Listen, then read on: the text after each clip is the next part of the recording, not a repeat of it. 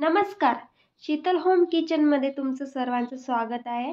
चला तर इथे मी पावभाजीची भाजी तयार केलेली आहे. अगदी सोप्या पद्धतीनं. चला तर सर्वप्रथम मी कुकरच्या भांड्यात 2 बटाटे आपल्याला शिलून कापून घ्यायचे आहे. त्यानंतर याचबरोबर आपण फ्लावर पण कापून घेतलेली आहे.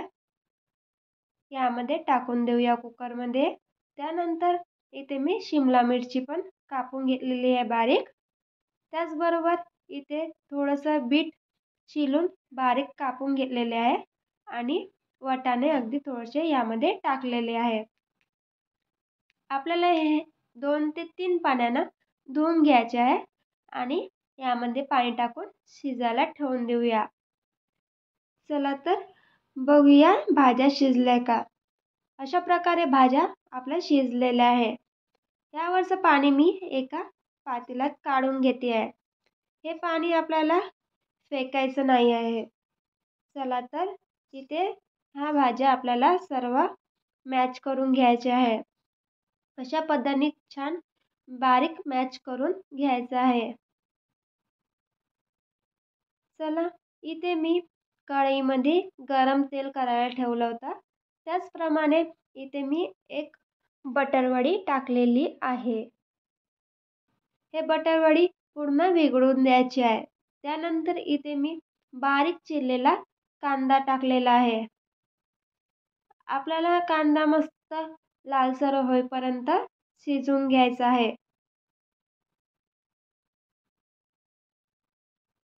अशा प्रकारे मस्त लालसर आपला कांदा शिजवून झालेला आहे.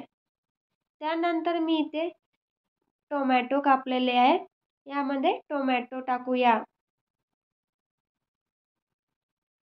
टोमॅटो अगदी थोडा वेळ शिजवून घ्यायचे आहे.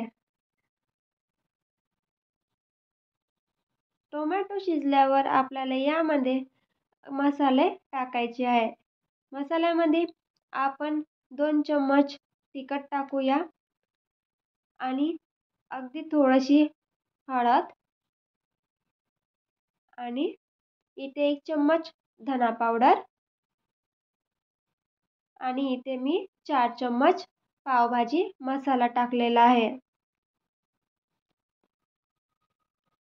आणि छान मसाले पण 1 ते 2 मिनिटं शिजवून घेऊया. मस्त असे मसाले आणि टोमॅटो शिजल्यावर यामध्ये मीठ घालते. चवीनुसार यामध्ये मीठ टाका. चला तर हे सर्व आपल्याला मॅच करून घेऊया. अशा पद्धतीने छान मॅच करून घेऊया. चला तर यामध्ये उकडलेल्या भाज्या म्हणजेच मॅच केलेल्या भाज्या यामध्ये टाकून देऊया आणि छान फिरवून घेऊया सर्व. इथे यामध्ये जे पाणी होतं उरलेलं भाज्यांचं तेच पाणी मी यामध्ये टाकलेलं आहे. मस्त अशी उकळी यायला सुरुवात झालेली आहे भाजीला.